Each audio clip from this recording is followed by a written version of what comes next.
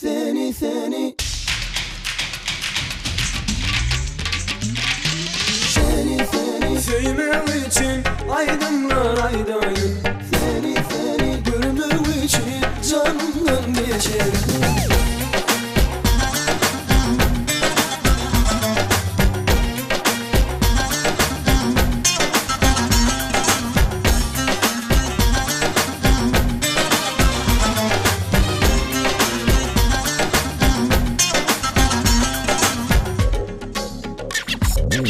Aydın insana yandım ama Leyli Mecnun yani seni sevene Onun ayrı sevdi benimle Görmek için gelen minsir var.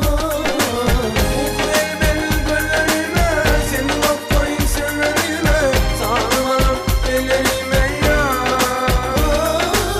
Oku gelmez gönlüme, seni bakmayı severime, sarmalım ellerime ya. Seni seni sevmek için aydınlar aydayım. Seni seni Görmem için canımdan geçerim.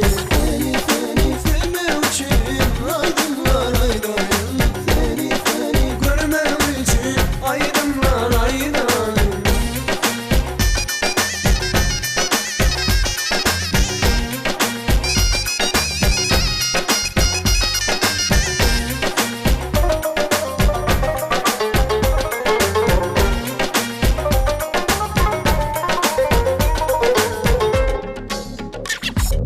Anan kara gönlüm benim sevdiğime, sensiz yaşayabilmem ben bu dünyada. Baldo doktorum sen ben kana kana, gönlü deli yarım yıkar üstüme. Bu elmez gönlüme, zivak koy dillerime, sağın bana ellerime ya.